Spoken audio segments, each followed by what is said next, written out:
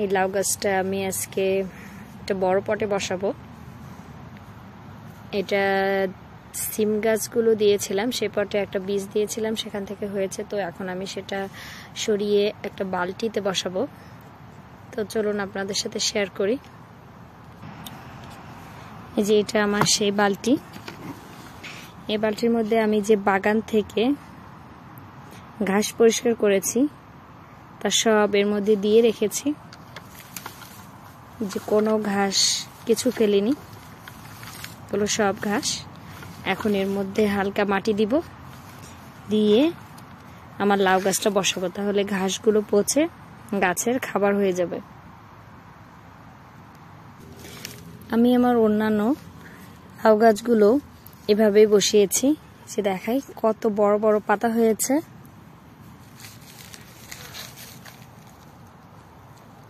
এবং এটা আমার মাচা প্রায় ধরে ফেলেছে। এখানে আমি 1G কাটিং করে দিয়েছি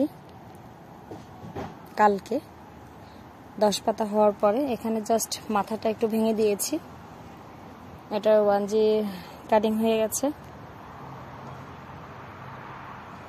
তো এইভাবে ঘাস বা সবজির যে খোসাগুলো থাকে সেগুলো না ফেলে দিয়ে এভাবে বালতির মধ্যে রেখে তার মধ্যে হালকা মাটি দিলে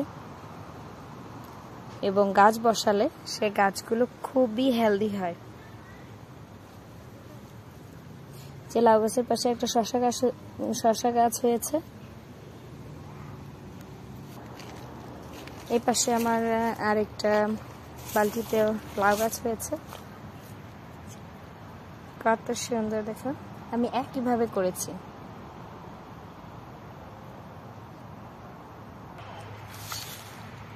এখন এর মধ্যে মাটি দিব,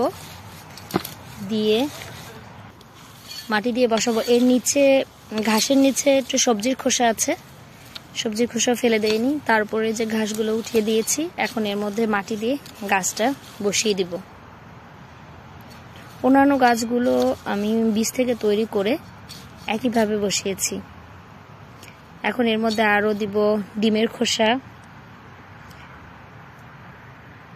তারপরে চা পাতি এবং এপসম সল্ট।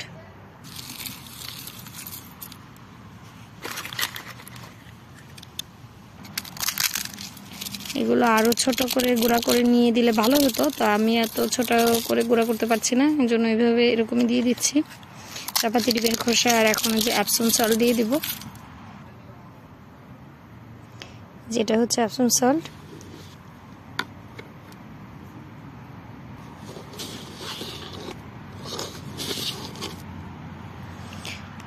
এখানে আমি 2টা লাউ গাছ বসাবো। 2টা লাউ গাছের জন্য 1 চামচই এনাফ।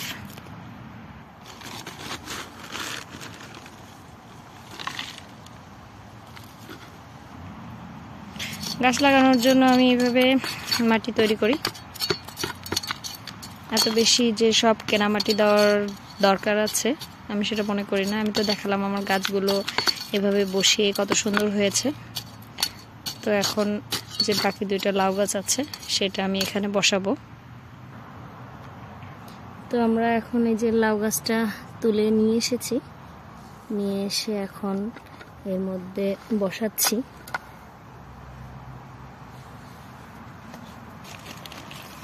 আমি আর অনিন্দ আজকে গাছগুলো এভাবে লাগাচ্ছি।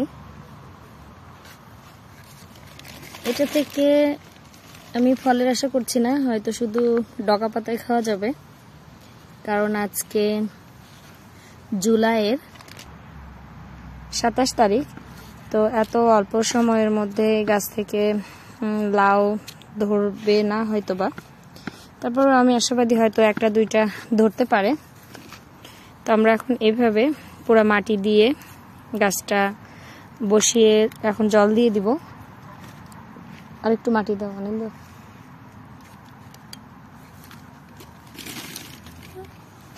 আমাদের গাছ লাগানো হয়ে গেছে, এখন আমরা জল দিয়ে